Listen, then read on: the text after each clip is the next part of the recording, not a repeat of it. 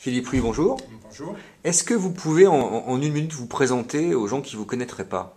Alors Philippe Louis, je suis un syndicaliste au niveau confédéral depuis 12 De la ans. CFTC. De la CFTC, tout à fait. Depuis 12 ans maintenant, j'ai occupé un poste de trésorier et maintenant je suis secrétaire général. Voilà. Alors, vous êtes issu de la branche cheminote. Alors j'ai été cheminot, Ouais. je suis resté cheminot 15 ans et ensuite je suis devenu syndicaliste et j'ai quitté la SNCF. Ok. Alors, aujourd'hui, on est en plein milieu du congrès de la CFTC, dont vous êtes le secrétaire général. Il reste une journée et demie de débat. Quel bilan vous pouvez en faire à mi-étape? Alors, à mi-étape, des délégués très préoccupés par la crise. Ça se sent dans les couloirs. C'est vraiment l'emploi qui les préoccupe. C'est ce côté-là. On voit qu'ils vivent mal ce qui est en train de se passer. Ils se demandent ce qui va se passer demain par rapport à la crise financière. Est-ce qu'ils vont garder leur emploi? C'est ça qui les préoccupe. C'est la grosse préoccupation de ce congrès. Et quelle réponse la CFTC peut apporter à l'angoisse de ces délégués? Alors, la réponse, déjà, c'est de se battre dans les entreprises. La crise, elle est internationale, la crise, elle est financière, ce qui ne veut pas dire non plus que dans les entreprises, ça soit aussi dramatique. Donc, il faut déjà se battre dans les entreprises pour récupérer du pouvoir d'achat, pour pouvoir le réinvestir. Il faut faire tourner la machine. Donc, c'est un message d'espoir, c'est de dire, bon, allez, continuons à avancer, et il faut que les politiques règlent ce problème de la crise, parce que le problème de la crise, c'est un problème financier, et celui-là doit se régler, pas par les salariés, mais doit se régler politiquement. Les politiques doivent reprendre la main sur la finance. Alors, si vous aviez une ou deux mesures à demander au gouvernement ou à exiger des entreprises pour améliorer ce pouvoir d'achat et pour régler la question de la crise, quelles seraient-elles ces deux ou trois? Déjà, par rapport aux entreprises, c'est l'honnêteté, répartition des richesses. Il y a le fameux 3 tiers proposé par Sarkozy. C'est déjà regarder toutes les entreprises qui gagnent suffisamment d'argent, qui produisent suffisamment de richesses, qu'elles le redistribuent équitablement. Ça, c'est la première des choses. Ensuite, au gouvernement, moi je lui demanderais de régler le problème de la dette, quoi. Il faut arrêter, c'est pas à coup de menaces, de dégradation de la note, de retrouver à chaque fois quelques milliards. Et les quelques milliards, malheureusement, c'est quelques euros, quelques dizaines d'euros, mais à des gens qui n'ont plus les moyens de payer. Donc ça, il faut arrêter. Il faut créer un bouclier social. Il y a des gens qui ne peuvent plus. Maintenant, on arrête et on règle la dette.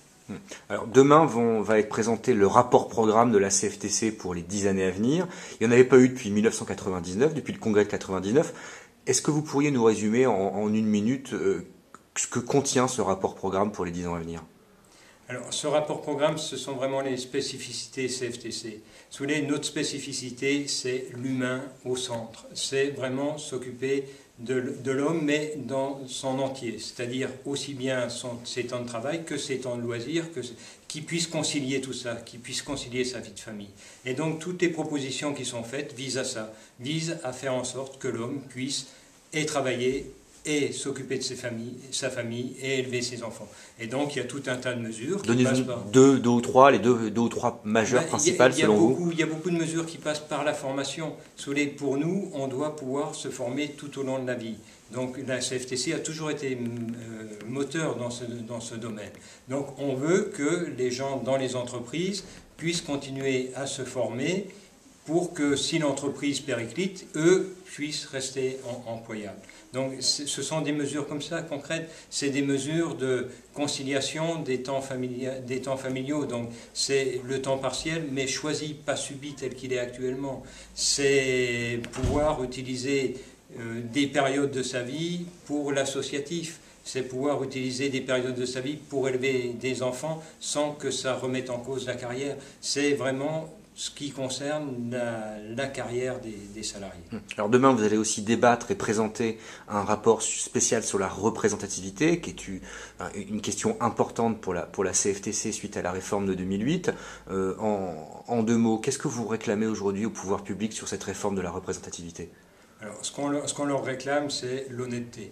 On a fait une loi en 2008. Cette loi prévoit effectivement qu'on mesure l'audience des organisations syndicales. Aujourd'hui, on a monté une usine à gaz et on sait qu'on ne pourra pas mesurer d'une façon fiable la représentativité, l'audience des organisations syndicales. Et ça, on veut qu'on en tienne compte aujourd'hui.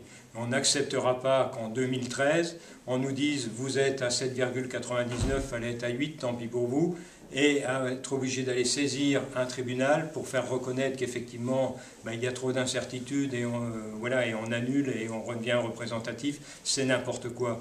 Nous, ce qu'on demande, c'est tout simplement d'avoir une loi qui soit applicable, qu'on puisse recenser tous les résultats, ou qu'on mette, comme on l'avait demandé dès le début, une élection nationale. Et voilà, type Prud'homme, sur sigle. Sur sigle, et voilà, on fait notre élection. Et avec une base élargie, je crois, aux chômeurs et peut-être aux retraités. Les chômeurs sont des salariés en puissance, du moins j'espère. Actifs. Voilà. Et les retraités sont aussi intéressés par la gestion paritaire.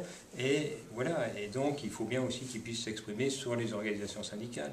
Et les organisations syndicales interviennent aussi dans beaucoup de domaines pour les retraités. Alors, vous nous confirmez que, avec ou sans modification de cette réforme de la représentativité, la CFTC n'est pas menacée? Mais la CFTC, elle doit être au-dessus de 8%. Vous savez, elle doit ou elle sera au-dessus de 8%? Elle sera au-dessus de 8%. Mais comment voulez-vous que je vous l'affirme, alors qu'aujourd'hui, on n'a que des pistes pour le mesurer? Si je reprends les élections prud'homales, on me fait 8,7. Donc là, le panel est à peu près le même. Si je prends les résultats des CE tels qu'ils étaient agrégés avant par la DARES, on fait 8 et quelques aussi. Voilà, donc tous les chiffres qu'on peut remonter, on était à l'époque au-dessus de 8. Bon, bizarrement, aujourd'hui, on ne veut pas nous donner de résultats intermédiaires, on veut pas... Voilà, ça veut dire quoi? Donc, en plus, ce qu'on demande, c'est que les résultats qui soient pris en compte pour cette représentativité doit compter pour la négociation des accords interpro. Donc on veut que les gens qui votent, les organisations syndicales, qui aient à se prononcer pour ceux qui vont pouvoir négocier ces accords, puissent être dans le champ de ces accords. Or, certaines entreprises à statut ne sont pas dans le champ de ces accords. Aussi bien du côté patronal que du côté salarié, personne n'est autour de la table.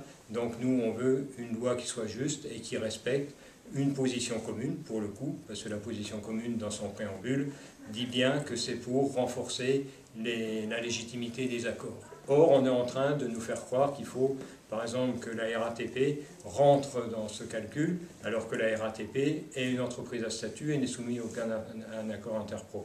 C'est du bricolage, c'est pas de la loi, c'est... Voilà, il faut arrêter, quoi.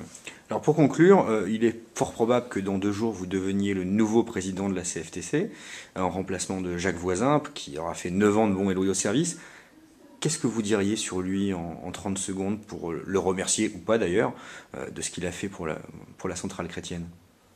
Et Jacques est quelqu'un de formidable, qui s'est beaucoup donné, qui a beaucoup sacrifié pour la CFTC, mais au-delà de la CFTC, pour les salariés. Il a toujours défendu les salariés, bien souvent avec beaucoup plus de courage que les autres leaders syndicaux, et ça, malheureusement, ça ne se voit pas dans la presse.